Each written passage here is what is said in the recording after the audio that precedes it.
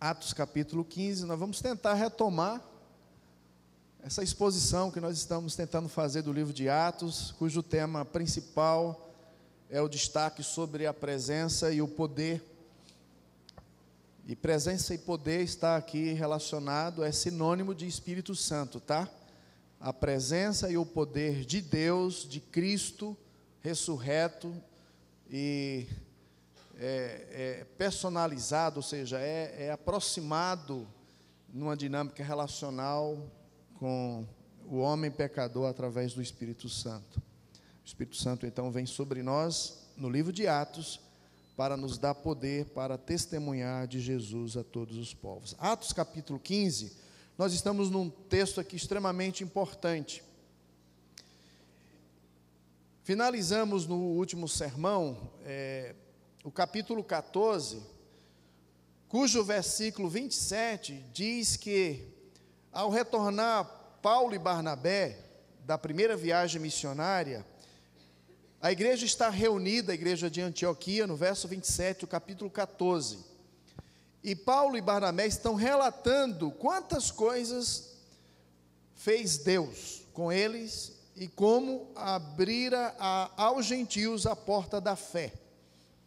Então, pensando nessa temática da porta da fé aberta aos gentios, para que eles também cresçam em Cristo, eu quero olhar com os irmãos para o texto do capítulo 15. Mas ainda que você esteja com o texto aberto no capítulo 15, eu quero apresentar para os irmãos alguns desafios no nosso Brasil. Poderia falar muito do que está acontecendo aí no mundo lá fora, principalmente depois dessa semana, dos testemunhos que eu ouvi, do que Deus está fazendo por aí afora. Mas eu participei de um congresso missionário, cujo pastor, missiólogo também, Ronaldo Lidório, escreveu uma pesquisa específica, bem detalhada, de grupos ou segmentos não alcançados aqui no Brasil. Eu quero rapidamente olhar com vocês essa ideia. Os indígenas, nós temos aí um grupo de pelo menos 340, os quais falam 189 línguas. Destes irmãos, 121 não são evangelizados. Não há presença da igreja e nem de missionário ali no seu contexto. 121 grupos indígenas que não têm nem presença de igreja e de nenhum missionário trabalhando e atuando entre eles. Significa que a porta está aberta. E o que se precisa? De missionários. Precisa de gente que ama a Deus e que ama esse povo para estar ali e ministrar ao coração deles. Os ribeirinhos é um segundo grupo ou segmento não alcançado no Brasil. Os primeiros são os indígenas, o segundo, os ribeirinhos. Na Amazônia brasileira, estima-se que existe 37 mil comunidades. Dessas 37 mil comunidades, 10 mil delas também não têm presença de igreja e de nenhum missionário. O que se precisa nesse grupo aqui? De missionários. A igreja precisa chegar lá também. Então esse é um grande desafio. A porta está aberta da pregação do Evangelho. O primeiro grupo são, quem que eu falei? Os indígenas. O segundo? E o terceiro? Os ciganos. Os ciganos é um grupo difícil, não é? Eu tentei evangelizar um grupo de ciganos lá no Uricuri. E quando eu estava tentando me aproximar, os vizinhos já chegavam: toma cuidado. Toma cuidado.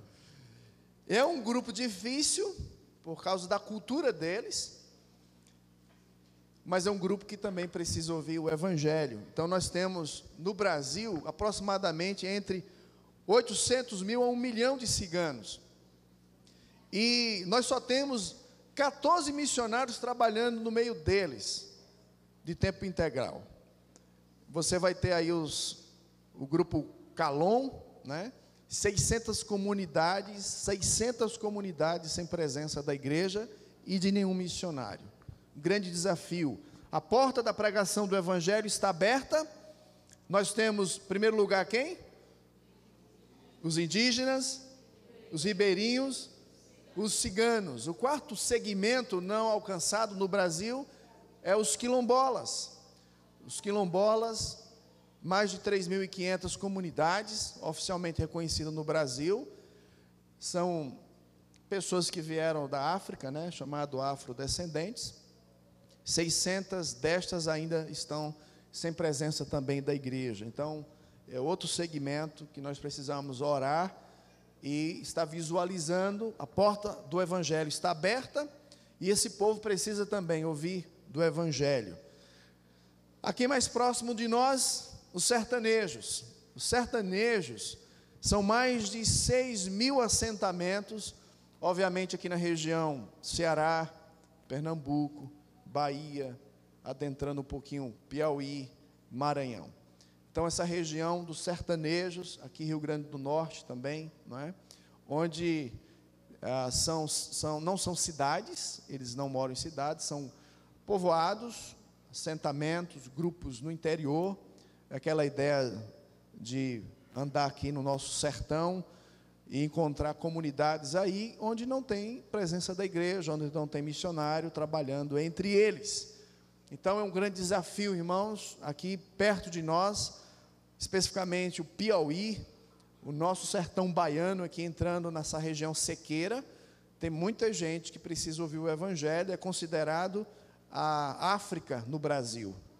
Não chega a 1% de cristãos no meio desse grupo. Então, estamos bem perto e precisamos de irmãos dentro da igreja disponíveis para fazer essas viagens, essas visitas, finais de semana ou durante a semana, para pregar o Evangelho a eles também. Os imigrantes, diz que existe mais de 100 países diferentes aqui no Brasil, ou seja, muitos imigrantes morando aqui no Brasil, e é interessante que 25 desses 100 são oriundos de países fechados à evangelização, ou seja, são países que nunca um missionário entraria lá, pelo menos se denominando cristão, ou com a Bíblia na mão, ou dizendo que está ali para pregar o Evangelho. Então estão morando no Brasil, São Paulo, Rio de Janeiro, Brasília, também lá no Sul, e a gente precisa estar também, de certa forma, orando por esse grupo, porque muitos voltam para os seus países, e ao voltar com o Evangelho, eles mesmos podem ser as testemunhas vivas de Cristo lá. Esse segmento não é um segmento social, é um segmento diferente, porque da mesma forma que nós temos os pobres dos pobres, temos os ricos dos ricos. Esses dois extremos, falando de questões socioeconômico, né, um segmento econômico, é um grande desafio para nós. Para vocês, qual é o mais fácil nós abordarmos para falar do Evangelho? São os pobres dos pobres ou os ricos dos ricos? Qual é o mais fácil? Qual é o mais difícil? Os ricos. Tem muita gente fazendo ministério, igreja fazendo ministério aos pobres. Mas quem é que está fazendo ministério para alcançar os ricos? Como é que chega até eles? Como é que entra nos seus palácios e castelos e condomínios fechados? Como é que para esse povo ocupado que trabalha, que não tem tempo? Não é? Então, um grande desafio esse segmento econômico. E os pobres dos pobres e também os deficientes auditivos, são 9 milhões de pessoas, só 1% é de confissão cristã, e a gente precisa estar orando também. Essa igreja tem vários irmãos no passado que interagiram com esse grupo, inclusive a igreja foi plantada para trabalhar com esse grupo lá em Petrolina. A gente percebe que, de certa forma, em vez da gente melhorar, a gente está recuando, porque é um grupo para ser alcançado, um grupo difícil, mas que precisa também ouvir do Evangelho. Irmãos, vocês estão vendo quanto desafio nós temos? A porta está aberta, e para o avanço do Evangelho, o texto do capítulo 15 vai tocar num assunto importante para nós, que é a questão da unidade, a unidade da igreja, a unidade doutrinária, a unidade na fé, ela é importante para que o Evangelho continue a avançar. É isso que vai estar sendo descrito aqui por Lucas no capítulo 15. Outras realidades que a gente não pode ignorar, que está no cenário mundial: Sudeste Asiático, a Ásia Central, o Leste Europeu, o mundo árabe, a Europa como um todo, o Oeste Africano, diásporas e os desafios indígenas, grupos sem testemunhos aí. Há muito o que fazer.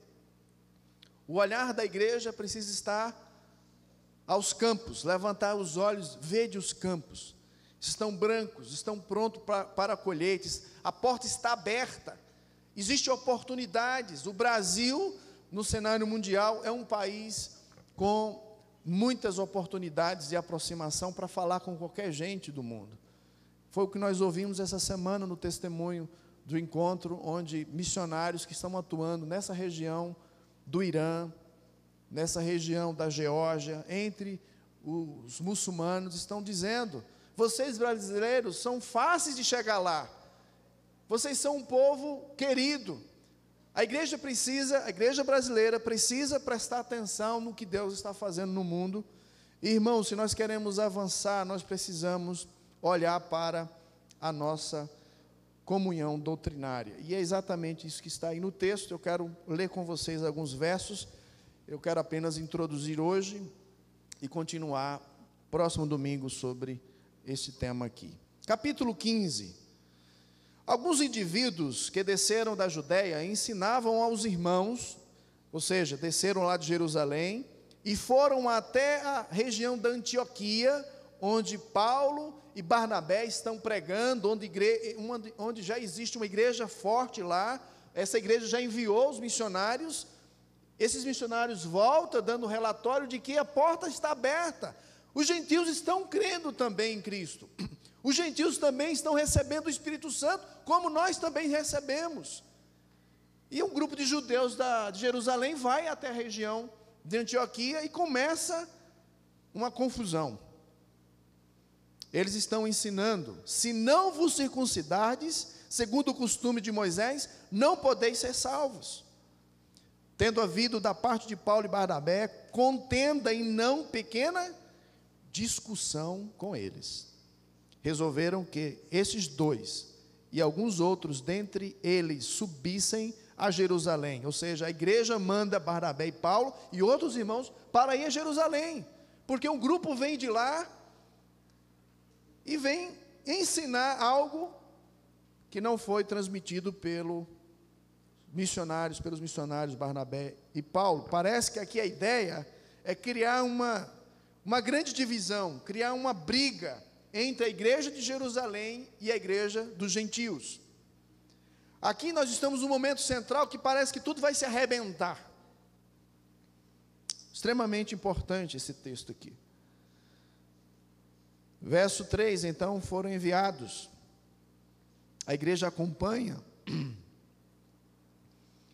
E o verso 5 diz que insurgiram-se, entretanto, alguns da seita dos fariseus que haviam crido, dizendo: é necessário circuncidá-los e determinar-lhes que observem a lei de Moisés. Então se reuniram os apóstolos, isso aqui já em Jerusalém, os presbíteros, para examinar a questão. Qual é a questão? Uma questão doutrinária, uma questão de ensino, de que a salvação em Cristo não é suficiente, de que além de crer em Cristo, além de confiar nele para a salvação, é preciso guardar requerimentos como circuncisão e a lei de Moisés. Verso 7, havendo grande debate, Pedro se levanta, e o foco está aí no final do verso 7, tomou a palavra: irmãos, vós sabeis que há muito Deus me escolheu dentre vós, para que por meu intermédio ouvissem os gentios a palavra do Evangelho, e crescem. Ora, Deus, que conhece os corações, lhes deu testemunho, concedendo o Espírito Santo a eles, como também a nós nos concedera. E não estabeleceu distinção alguma entre nós e eles. Nós aqui é os judeus, tá? E eles é quem?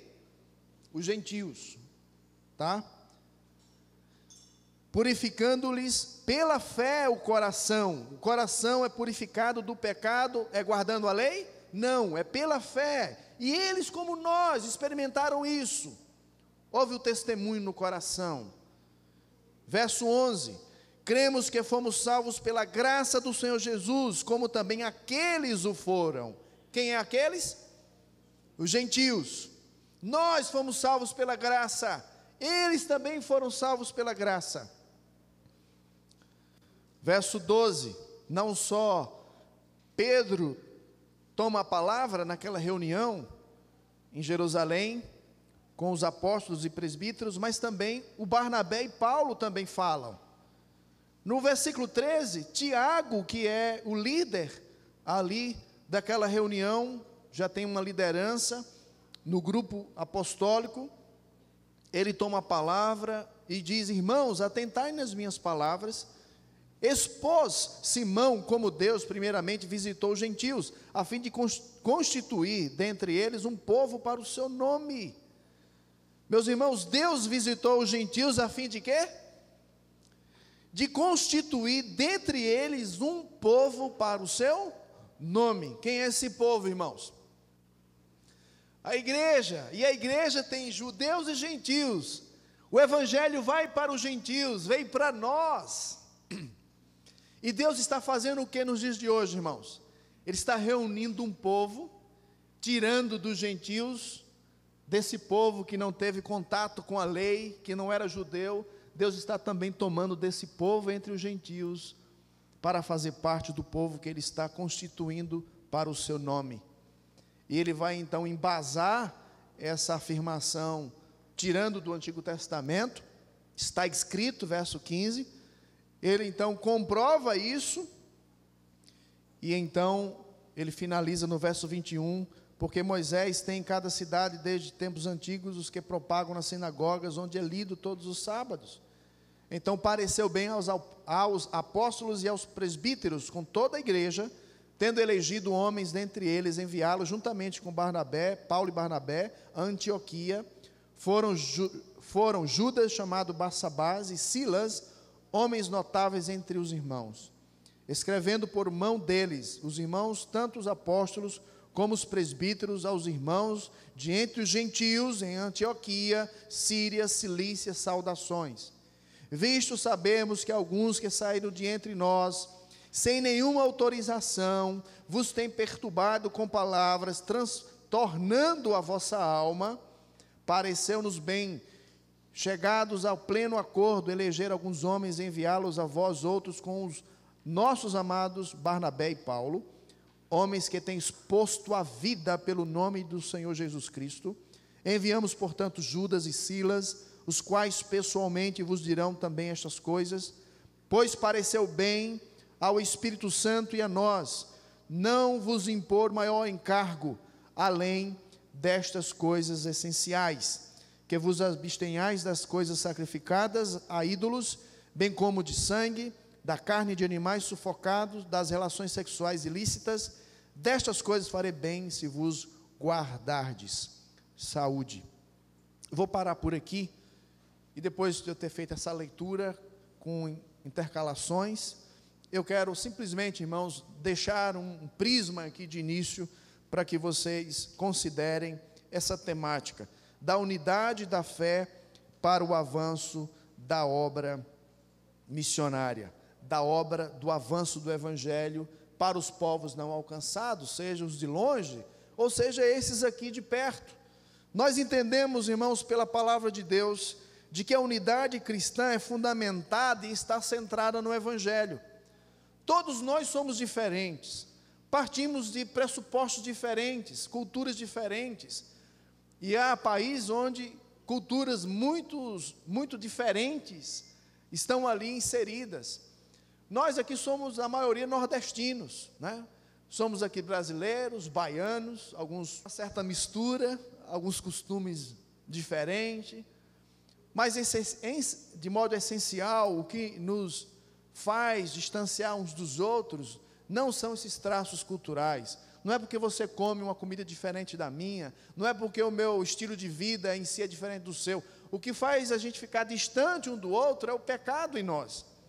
O pecado nos separa, o pecado cria inimizade, o pecado nos afasta uns dos outros, o pecado nos leva para o individualismo, nos leva para o partidarismo, nos leva para os gostos e alguns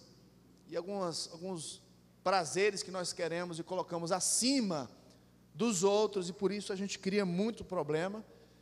Mas mesmo que somos a igreja de Cristo, e mesmo que tenhamos em nós, em nosso coração, essa indisposição para vivermos em unidade, e mesmo que sejamos diferentes nos nossos tratos e visão de mundo, devemos lembrar que o que nos mantém unidos é a fé no mesmo Evangelho. O meio de construirmos uma comunidade mais profunda em amor, irmãos. O fato de nós sermos capazes de transpor as diferenças, de transpor aquelas lutas que temos uns com os outros, de pessoas que nós afeiçoamos, de pessoas que a gente, diz que o Santo Antônio não bate muito, Não tem gente que diz assim, o Santo Antônio não bate com aquela pessoa. Mas é justamente isso, Deus traz para dentro da igreja, tanto pessoas que são amáveis, como pessoas que são difíceis. Eu já tenho dito aqui, tem pessoas que são, por natureza, fáceis de amar, mas tem pessoas que são difíceis de amar, difíceis de se relacionar, pessoas com uma vida tão profunda em si mesmada, uma vida tão reclusa, uma vida tão centrada em si, que acha que a existência dele é por causa dele. Eu tenho falado para algumas pessoas que eu tenho me aproximado, você precisa pensar nos outros. Eu congrego e eu vou à igreja, não só porque eu preciso, mas também outros precisam de mim. Da mesma forma que Cristo se sacrificou em abençoar a minha vida, eu também preciso dar a minha vida e abençoar outros. Isso é egoísmo, irmãos. Não pense só em você. Não pense em se envolver nas atividades da igreja, da vida aí fora, só porque você é beneficiado. Tire esse espírito de consumismo. Pare de pensar o que eu ganho com isso. Eu vou fazer isso, mas o que eu ganho com isso? Tem gente que só se envolve nas coisas se ganhar alguma coisa. Se chama para participar de alguma coisa, se pergunta logo, o que eu ganho com isso? Mas não pensa, o que eu posso dar com isso? Como é que a minha vida pode se derramar em amor e bênção para com o outro? Por que a gente não pensa assim? E aí nós somos levados ao Evangelho, porque o Evangelho é Cristo, e Cristo fez isso.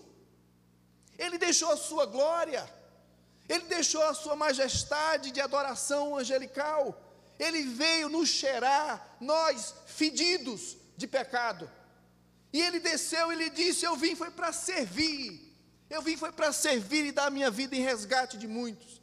Eu não vim para ser servido, vocês não precisam me servir, eu vim foi para servir. E esse é o modelo para nós, é a fé que gera em nós a disposição de sermos iguais a Jesus. Jesus foi assim, e quando somos assim, como servos, nós estamos imitando Jesus. Se nós queremos unidade, nós precisamos correr para a centralidade da fé. Tem muita igreja em conflito, tem motivos honestos, tem motivos até corretos de se discutir, mas o problema não é o motivo, o problema é como se resolve os conflitos, que nem sempre temos habilidade, nem sempre temos a capacidade de sermos honestos, de sermos sinceros, de deixar de sermos levianos, e sermos honestos com o que pensamos, com o que sentimos, dizer, olha, é assim que eu penso, como é que a gente resolve, e por errarmos nas abordagens, nas tratativas, nós criamos mais problemas, e a igreja, em vez de se voltar para a visão lá fora, desse mundo que precisa ser alcançado, nós somos testemunhas de Jesus, nós estamos envolvidos em resolver problema interno. A igreja ela é distraída, tem obra para se fazer, e a igreja está distraída resolvendo problemas internos. Que tristeza, irmãos. Que tristeza. Que a igreja de Cristo tenha que parar para fazer reuniões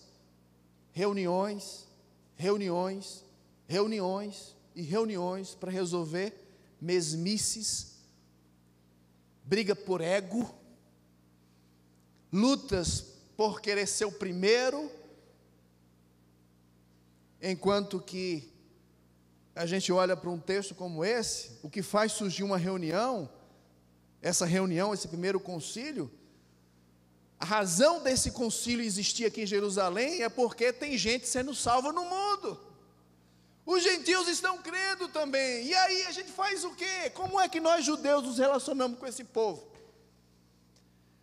A razão de reuniões que existem aí afora não tem nada a ver com isso. Não existe reuniões preocupadas em resolver problemas porque tem gente sendo salva. As reuniões da igreja, as discussões não é para discutir como é que a gente pode resolver o fato de gente estar sendo acrescentada à igreja. As discussões é interna. Que desgraça isso.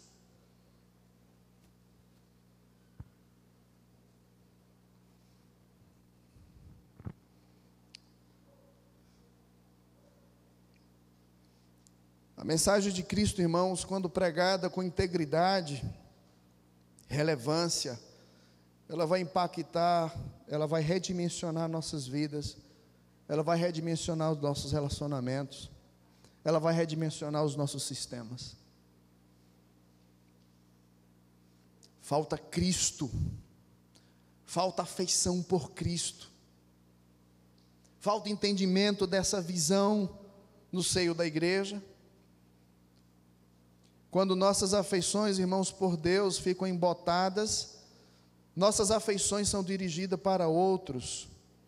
Nossas afeições, quando estão camufladas e nubladas, quando a gente não tem afeição profunda por Cristo, nós vamos então gastar tempo com interesses mundanos,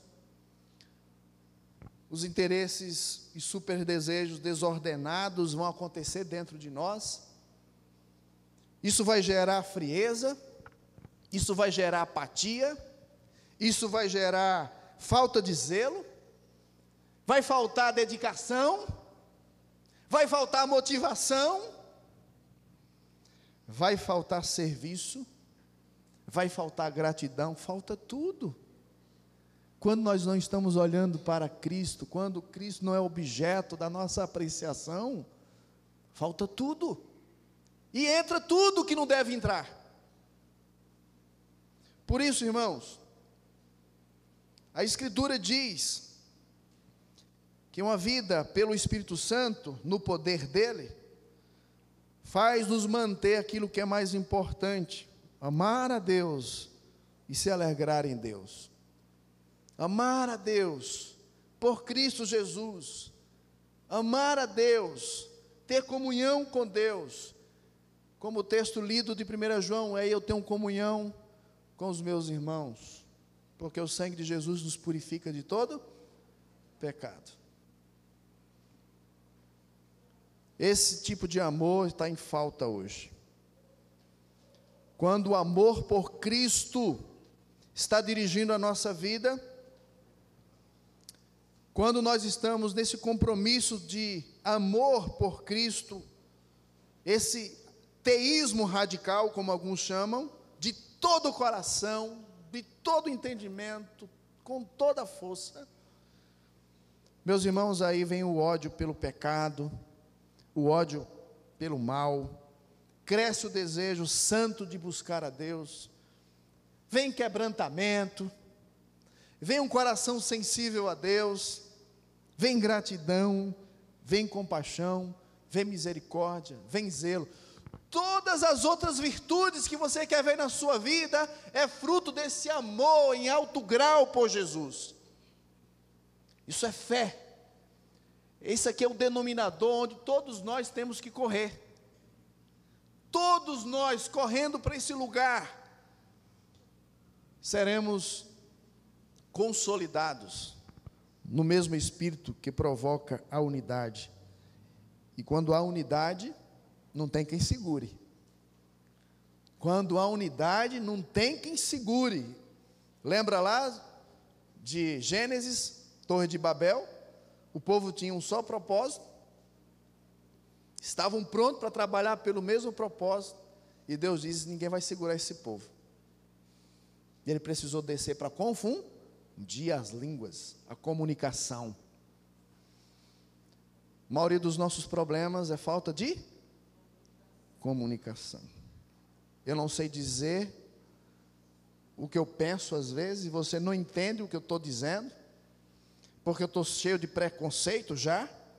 Enquanto você está querendo me dizer algo, eu já estou pensando na resposta que eu tenho que te dar, porque eu já vi que aquela atitude, aquela e aquela, já quis dizer isso, então eu já vou responder para você.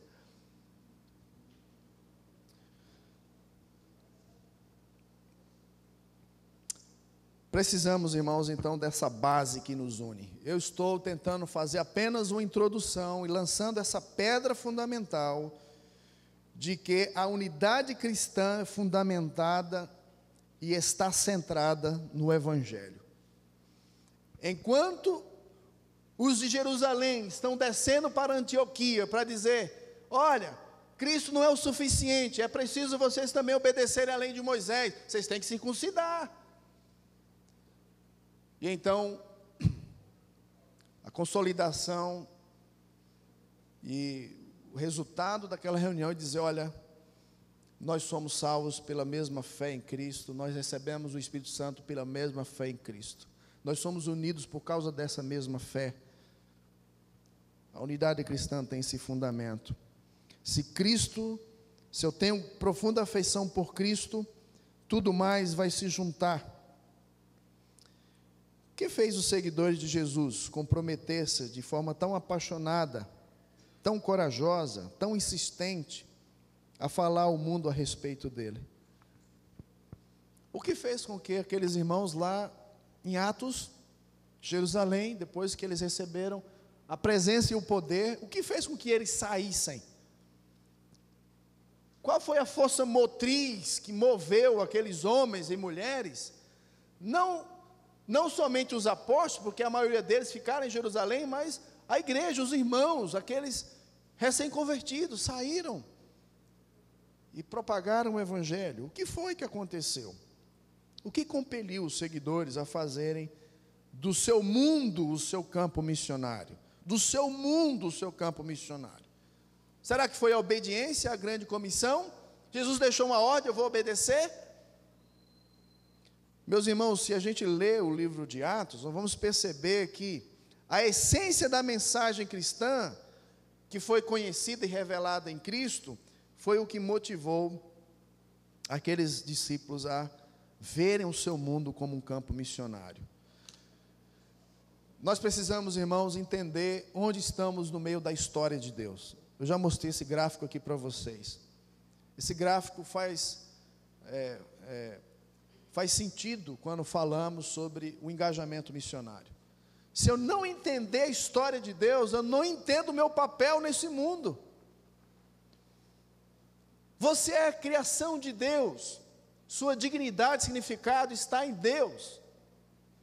A razão de você ter uma vida complicada, cheia de problemas, é porque você é pecador, houve uma queda. Você precisa se situar, então, entre a queda e a nova criação, porque nesse espaço de tempo aqui, nós estamos experimentando a realidade do pecado. Por isso que é complicado viver em unidade, por isso que é complicado viver casado, por isso que você briga com o seu cônjuge, por isso que é difícil os relacionamentos, pais e filhos, por isso que é difícil relacionamento com amigos, por isso que é difícil relacionamentos com funcionários, lá no ambiente social, lá no futebol, lá no seu lazer, porque gente é complicado, porque gente, né, o ser humano, como diz alguns aí, né, o ser humano, né, um bicho, né, alguns vão dizer, é um bicho complicado. Se a gente conseguisse consertar o ser humano, o mundo seria consertado, porque todos os dilemas e problemas são oriundos dessa realidade de pecado. E Deus então promete uma salvação, promete regeneração, promete uma restauração completa da nossa vida e também desse mundo todo caído. E a gente entende então a história de Deus, a partir então da sua missão. Ele envia o seu Espírito, promete na verdade o Espírito, ele envia então o seu Espírito, dá a nós as primícias, o Pai envia o Filho então faz a sua obra de redenção, o Pai e o Filho enviam o Espírito Santo agora com o Filho envia a igreja, e nós estamos aqui, irmãos, nessa missão de testemunhar e proclamar.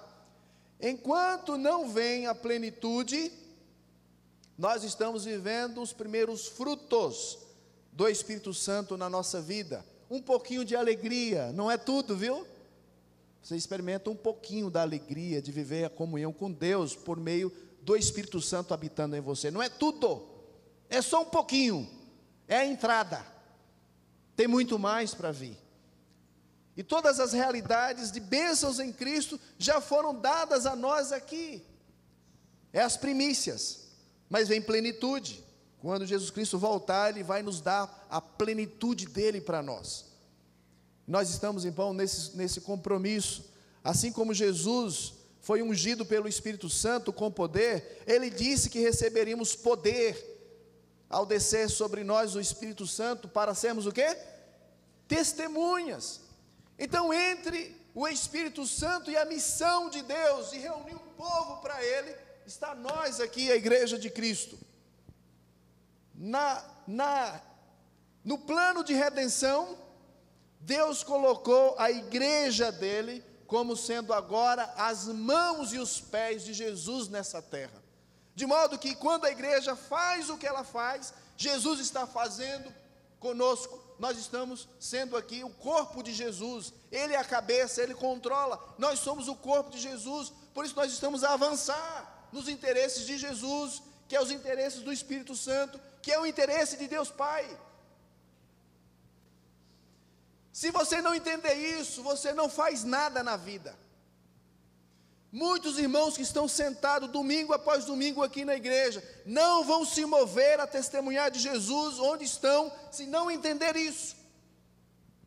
Porque o que moveu a igreja a sair de Jerusalém e ganhar o mundo conhecido, foi que eles entenderam: eu estou dentro da história de Deus, eu fui salvo para testemunhar dEle. Eu não vivo mais para mim mesmo, eu não estou aqui para realizar os meus sonhos pessoais. Eu estou aqui na plenitude de um perdão que foi conhecido. Eu recebi a maior recompensa, perdão dos pecados, que já me bastava eu saber que não serei mais condenado, eu não vou mais para o trono branco, eu não vou mais para o juízo eterno, eu tenho perdão dos pecados, aleluia, glória a Deus. Nenhuma condenação há para os que estão em Cristo Jesus. Você foi unido a Cristo pelo Espírito Santo. E porque você está unido a Cristo com o Espírito Santo, não há mais perdição. Isso já seria bom demais.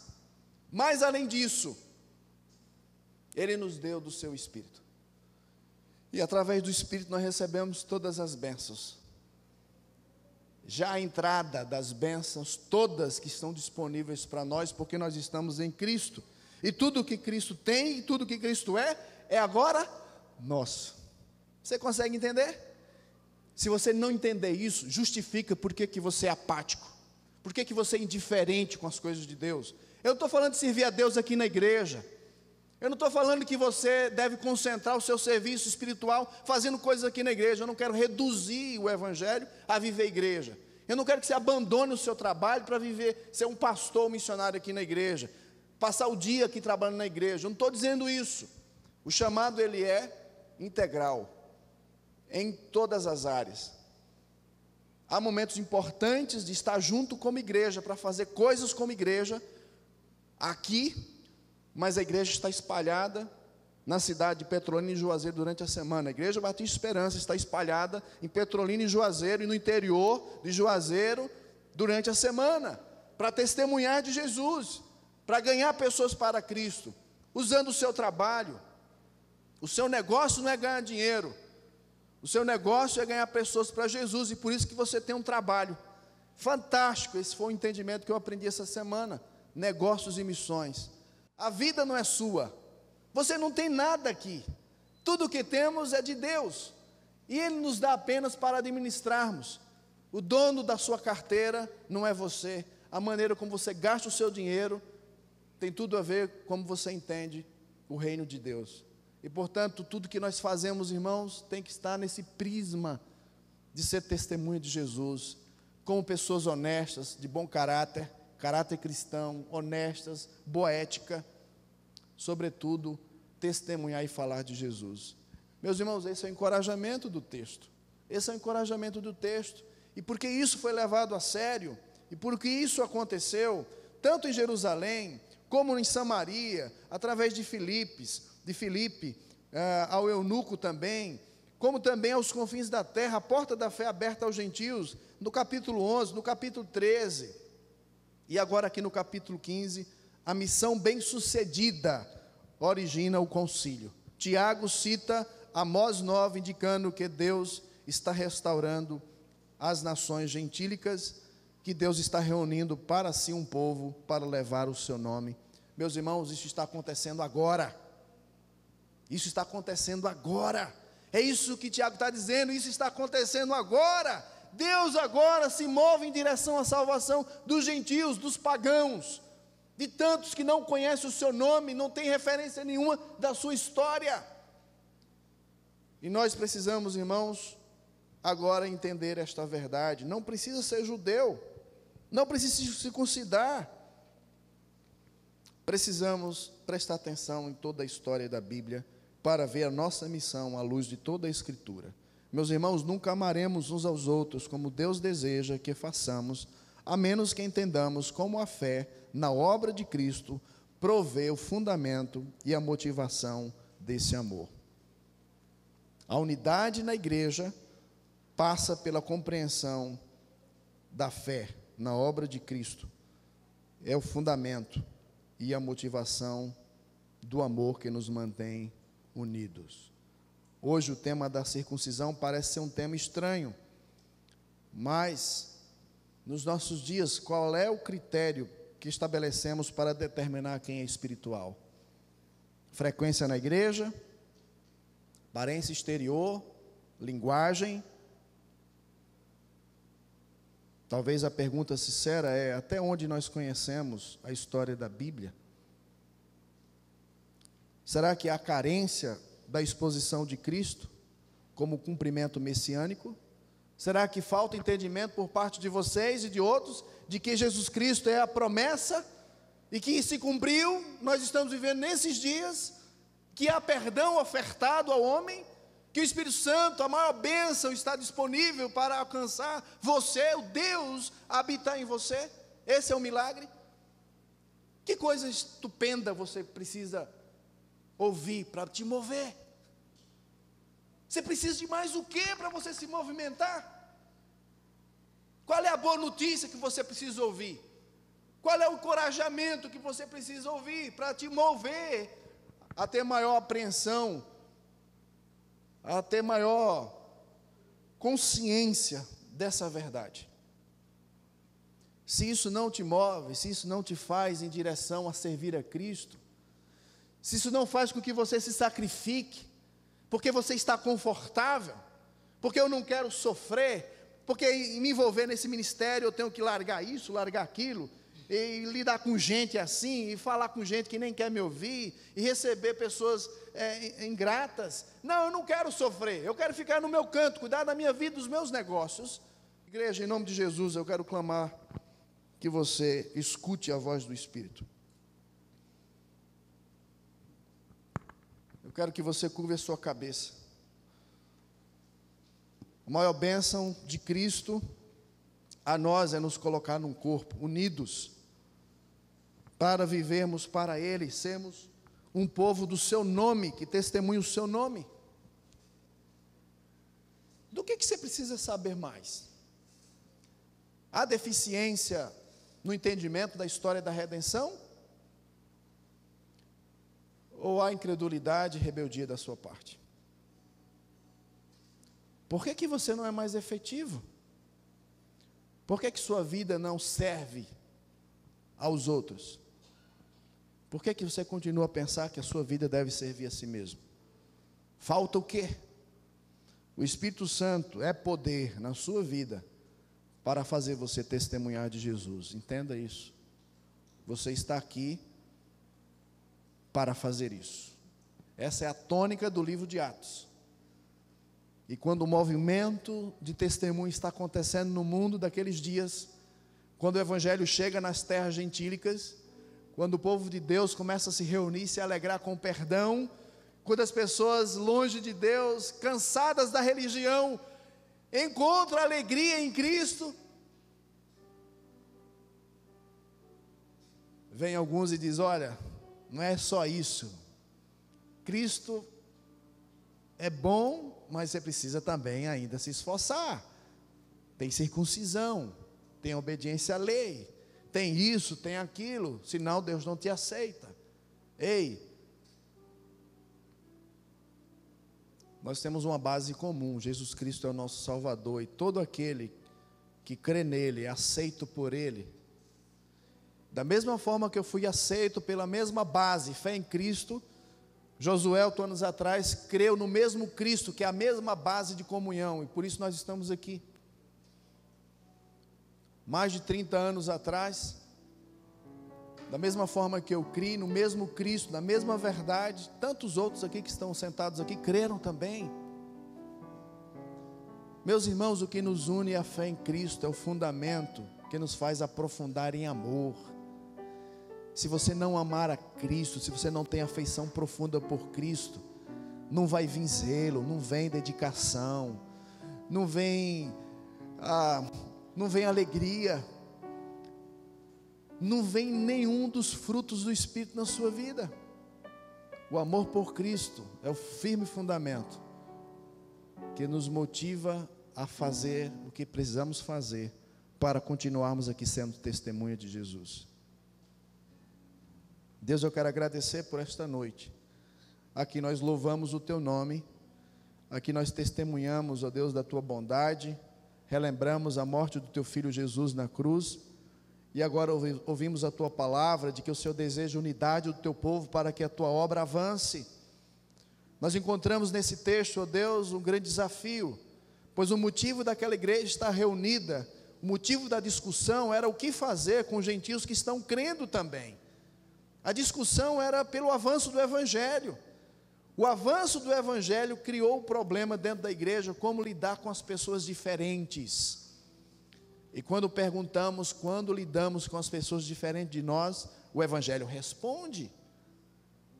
Nós estamos unidos aqui por causa da cruz de Cristo. O que nos une é a cruz de Cristo. O essencial é a fé em Cristo. E quando temos Cristo como nosso centro de afeição, todo mais virá. Repúdio contra o pecado, contra o mal, amor pelas coisas justas, padrão correto de santidade, zelo pelas coisas de Deus, dedicação, cuidado uns aos outros, serviço uns aos outros, testemunho, proclamação do Evangelho, tudo virá, tudo virá.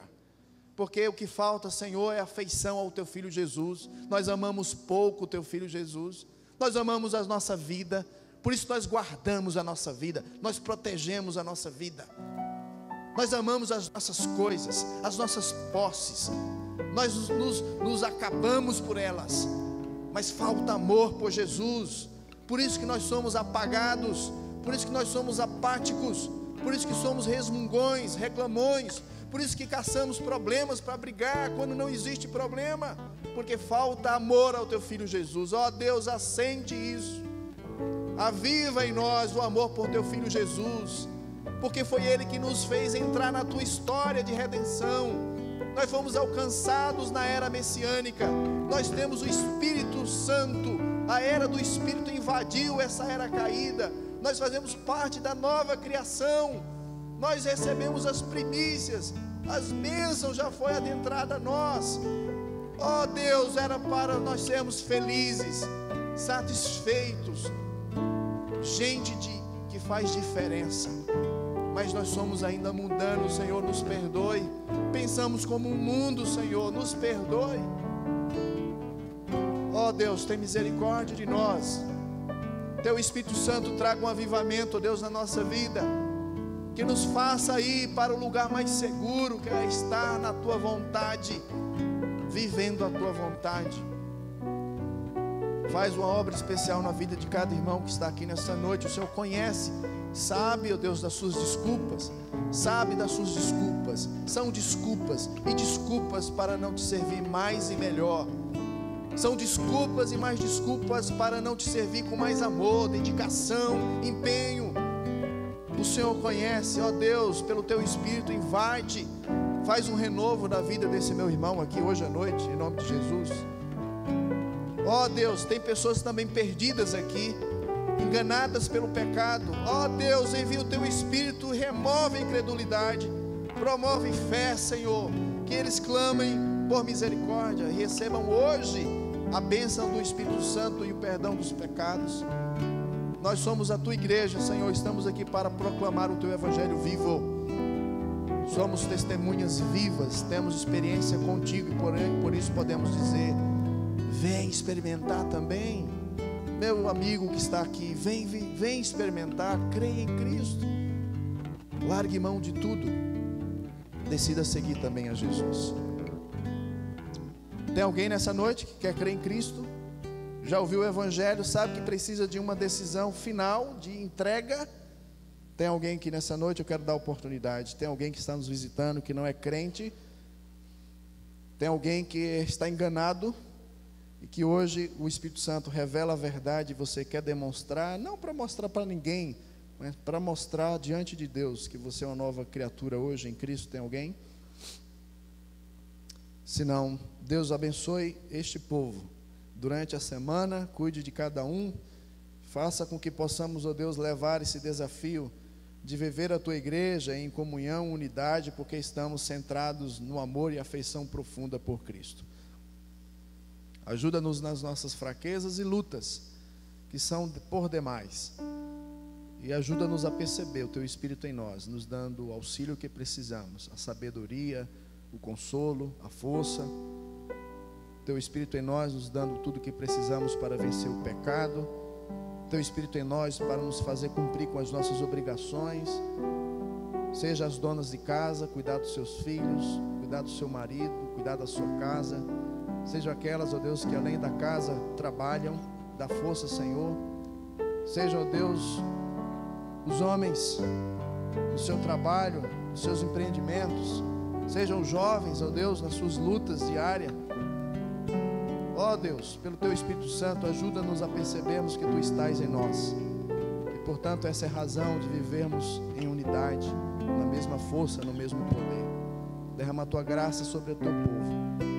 Que a tua graça, o teu amor e a consolação, o auxílio do Espírito seja sobre nós hoje e sempre. Amém e amém. Deus seja louvado. Termine o seu culto abraçando o seu irmão, desejando a ele uma boa semana, dizendo: olha, a alegria é só um pouco. A alegria em Cristo, na comunhão com o Pai, é completa. Vamos continuar.